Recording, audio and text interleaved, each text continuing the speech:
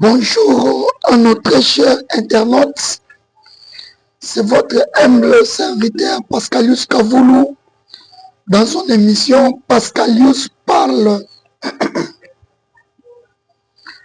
Toye ko sala analyse to kopesa actualité ya mayenyoso et salemi au courant de la semaine par rapport à la situation est de la République démocratique du Congo et l'évolution des forces patriotes Wazalendo, Wazabanga, Wazamani. Oyo bazana fond, bazo bunda du jour au jour pour que Kimia Ezonga dans la partie Est et dans toute la République démocratique du Congo. Aimez, likez, partagez. Abonnez-vous massivement sur notre chaîne. Une façon de nous soutenir, c'est la chaîne de Konabino Pascalius Kavoulou. Ceux qui ont s'abonné au Salima BT, et ça, le lengemoko ya kosunga biso to ko contribuer na auto so sala pour que Congolais nyonso azwa information to sangwa mboka plus aza. Laissez-nous directement passer à l'actualité. Il y a Onyonso et Zosalema, la République démocratique du Congo, surtout la partie est du pays, où nous vous informons que Joseph Kabila avait fait son entrée ce mercredi à Goma, à Lukutate. Il a été accueilli par Corneille Nanga. Kabila Kotakina Banane. Kabila, il était accompagné par Alexis Tambwe Mwamba, Janine Maboun et Richard Mouyej. Et loko epesa ki bawazalendo kanda ya kuatake Goma jeudi et vendredi. L'air bayoki ke mercredi Kabila kotaki na Goma. Kabila akotaki akimaki vendredi na nzela ya Jisengi. Kabila akotaki na Goma. Et puis entré à Kabila na Goma, il voulait être accueilli comme un président de la République. Nanga Santete, Nanga lokola coordonnateur, Moutounyoso Batubayebike, c'est lui le coordonnateur, il y a AFC. Et créer trouble entre les deux partis, entre le cas de Nanga et le cas de Kabila. D'ailleurs, aujourd'hui, dimanche, Nalobi lundi, et Sengeli va tenir réunion dans le quartier général au Kabila a érigé niveau ya Zimbabwe na Éthiopie. Au Sengeli va Koutana, va Solola, Nanga Santete, Aboué Peko Kendelissus. Donc, dans le temps de l'ennemi, laissez-nous vous informer que déjà nous sommes dans les bons. Parce que Nanga na minito basancho azoeza basancho Kabila zate. L'air Kabila c'était par rapport à Oyo Parena Bango Alobaki. Parena Bango c'est qui? C'est le président voyou Otobengi na Congo Paul Kagame. Paul Kagame vit dans sanction lui. Surtout après anniversaire, il y a génocide, il y a Rwanda, où aucun dirigeant, aucun président n'est venu assister Corneille Nanga. De Nanga Silika Lobby, tout le monde doit se manifester. Et c'est Ngelibaye Baete, Bitumba Oyo Eza Corneille Nanga Moutoso Salate, mais Bitumba Oyo Eza Yaba Congolais et Belé, entre autres Bomonaki, ancien candidat président de la République. On a autant appelé comme voté à Kendaki déjà. Otomonaki Frank Djongo a se présenté qui kuna Obitsono Sotozola na batwiti ya Kamitatu. Obomoni Moko ya bana Kisangani alongwe ensemble pour la République ya Moïse Katumbi. Donc bon Nimelangai Kabila yaki ko répondre na appel to maloba o mo chef naye alobaki Corneille Nanga ainsi que Paul Kagame na réunion ba auto sala dernièrement au mutu nyonso oyo azo soutenir ba rebelle esengeli à se manifester. Richard Mouye Jayaki Alexis Tambwe Mwamba sobe moni photo oyo Tambwe Mwamba ye na suki ya pembe makasi image wana bazoli à partir ya Goma, ce qui a suscité kanda ya ba Wazalendo pour tenter d'attaquer le M23 et l'AFD de Corneille Nangaa. Or, le bilan provisoire selon nos sources est de 123 personnes au Bakoufi. Non, 167 personnes au Bakoufi. Et puis, Makamunyoso au Balakaki, M23, Kagame a kokisi en côté grâce à la diplomatie agissante du président de la République, Félix Antoine Tshisekedi Tshilombo.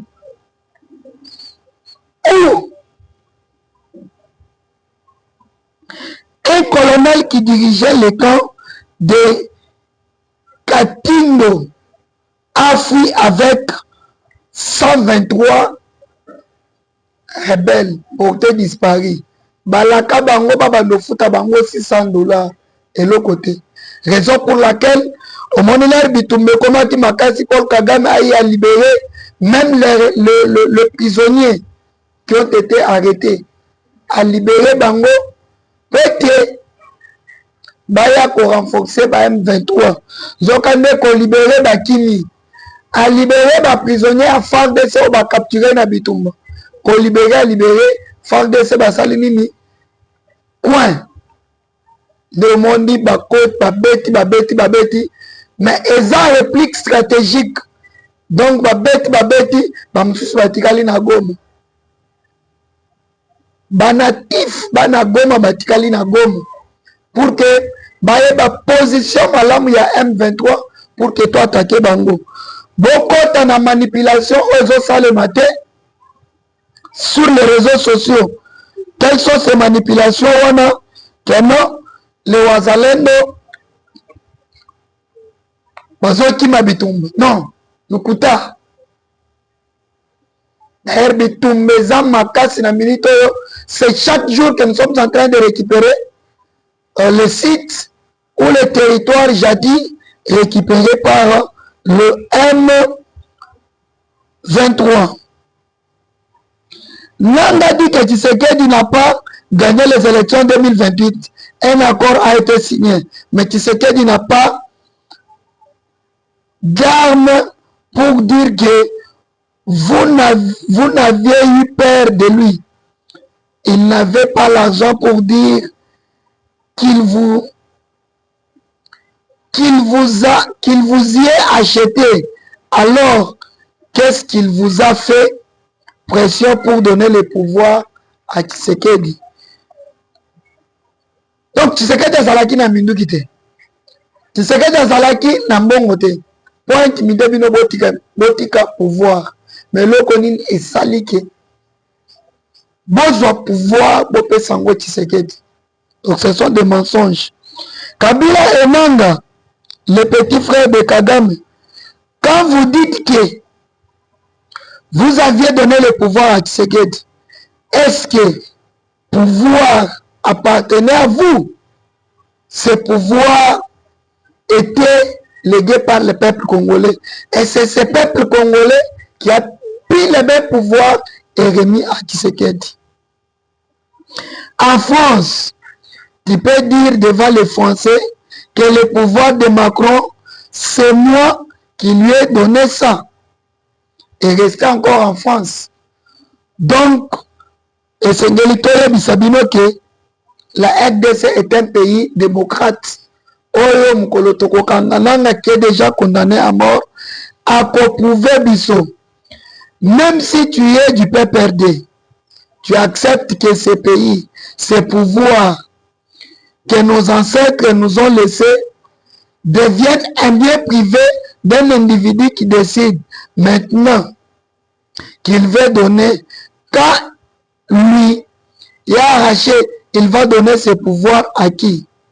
Les jours où Kabila et Nanga ont tenu ces propos, on ne devrait plus voir un seul individu adhérer à l'AFC.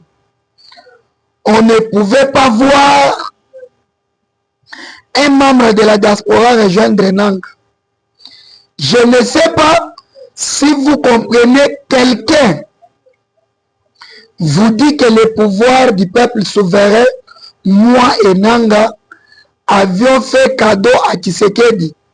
Mais comment est-ce possible? Et si Tshisekedi n'avait pas postulé et allait faire cadeau?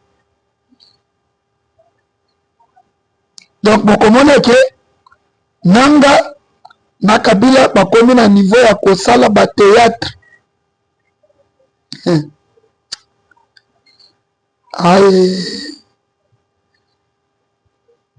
Kabila akimi Goma. Il pensait que Goma est famille na ye, Goma est tata na ye. Selon une source sûre, un vent de panique souffle sur les lignes du front M23 AFC. Les moteurs du mouvement semblent grimper la machine de guerre autrefois où il est par Kigali, tourné désormais à vide. Selon les sources fiables, plusieurs combats du M23 épuisés et à flamme ont déserté leur position. Parmi eux, un colonel chargé de sécurité l'axe. Quand Katino, officier de route Rutoboko, aurait pris la fuite avec une partie de ses hommes le 9 avril, suivi d'un second le 11 avril. Leurs doléances sont claires. Écoutez-moi bien. Leurs doléances sont claires. Personne non tenu solde jamais vexé. Ration inexistant. Donc, biloko akolia comme agate. Batinda kabango basala pillage. Et il se pose la question. Comment toye libérer Congo? Tozala kana biloko akolia te. Mais to piller les mêmes Congolais. Et après leur to conquérir. Peuple a vivre nani. Je ne sais pas si vous m'écoutez bien. Raison pour laquelle Wazalé même 23 bakomi ko progresser makas Kagame a laissé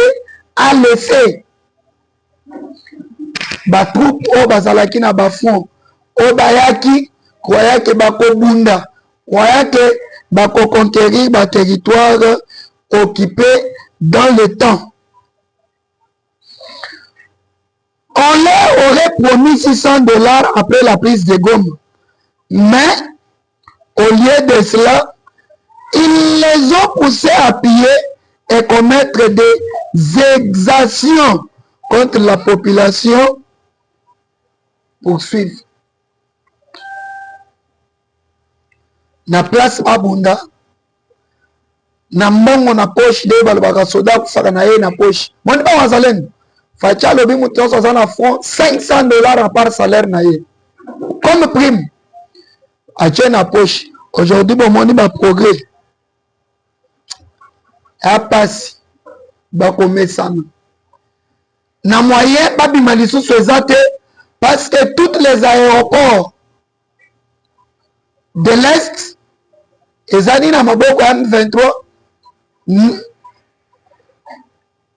Mais ceux qui va meki ko atterrir, ils ont frappé l'avion na bango.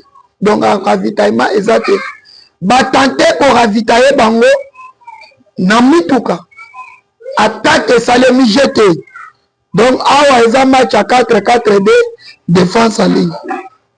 Loin de cette affaire, certaines des aides en espérant rejoindre les autorités congolaises, c'est des armes et revenir à la vie civile, le mouvement semble se fider et l'auto se réserve autour de ses leaders.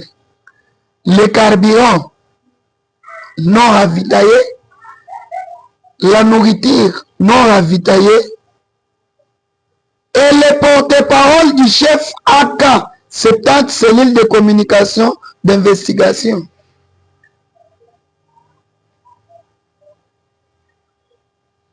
Montabimisi, montafite biloko.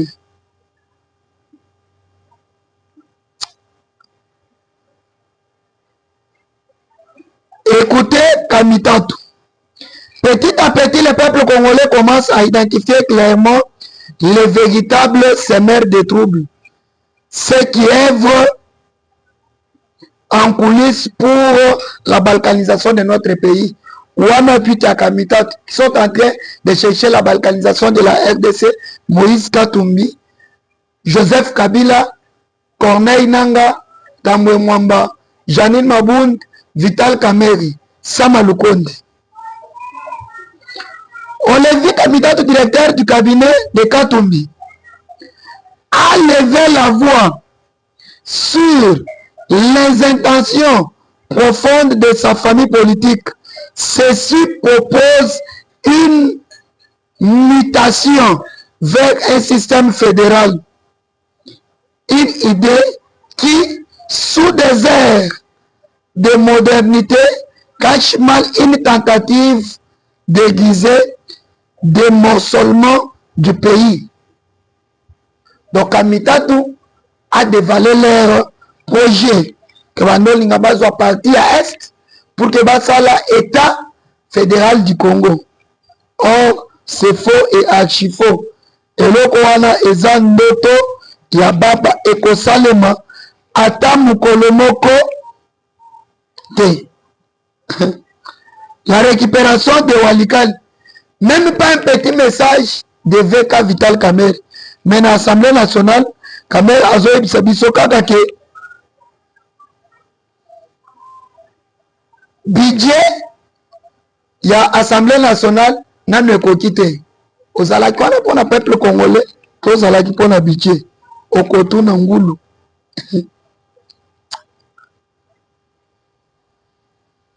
Nous informons que ce sauf imprévu, le gouvernement d'Union nationale peut sortir d'ici le 15. Félicitations à mon amour Daniel Bumba Lubaki.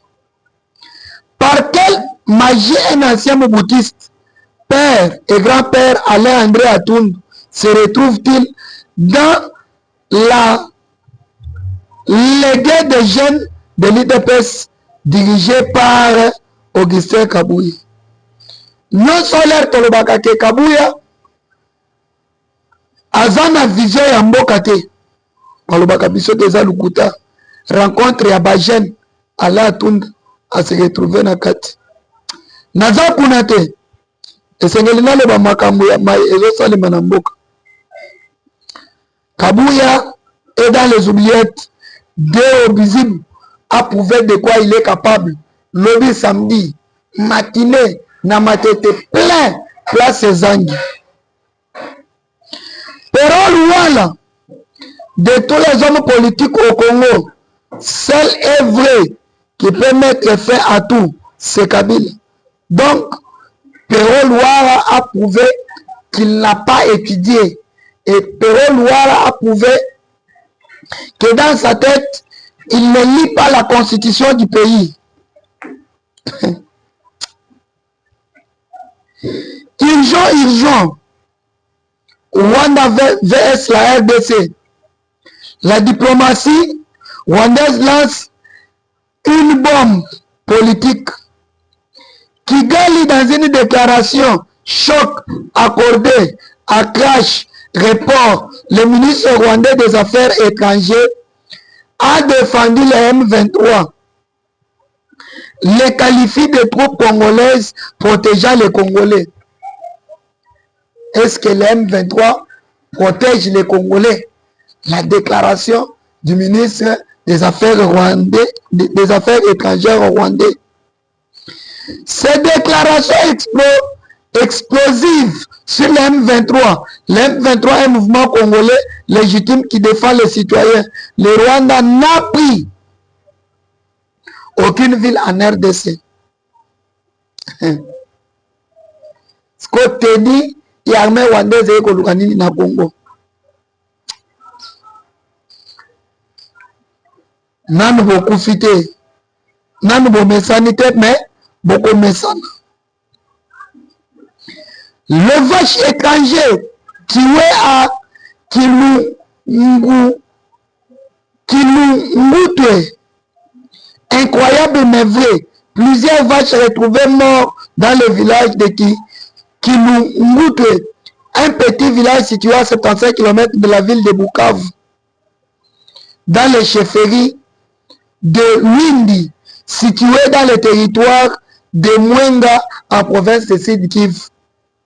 Selon les sources locales, plus de 50 vaches ont été tuées. Jusqu'à Kibumba, la cause reste jusqu'à là inconnue. Parce que les vaches ont ravitaillé le M23. Ils ont pour ravitailler le M23. En train d'handicaper Banyangala Katawan. Nanu Bomesanité. Beaucoup mesana, le Congo au Congolais, le Rwanda au Rwandais. Cette guerre n'a pas commencé aujourd'hui. Le premier colonisateur du Rwanda, c'est l'Allemagne. D'ailleurs, RDC Abundana ba kamikaze allemande. Avant que ces derniers soient colonisés par la Belgique. Babotola, Allemagne, Rwanda, Ponanini. Parce que l'Allemagne a qui se met à troubler à la guerre mondiale.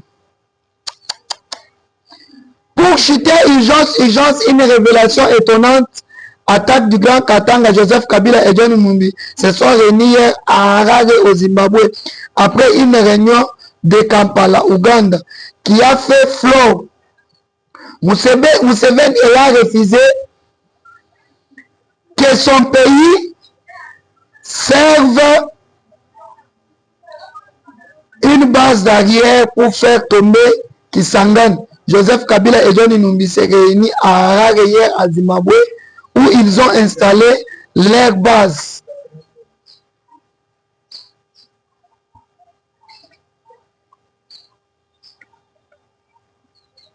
Kapasi. Et Zapasi. Or, les duos contre recruter le Bakatakatanga pour attaquer le Grand Katanga et imposer des négociations au président Tshisekedi. Ndoto Ababa. Et comme ça le matin. Kuna Edi Kapenda Lobby. Soba Kangi Katanga Kozonga na prison. Est-ce qu'il va vous permettre Binobo Zwa Katanga? Est-ce qu'il va vous permettre?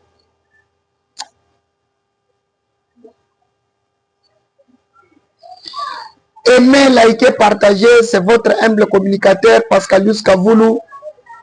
Je salue Daniel Bumba Lubaki, la réserve non exploitée de la ville de Kinshasa qui se bat jour et nuit. Kinshasa et Bonga.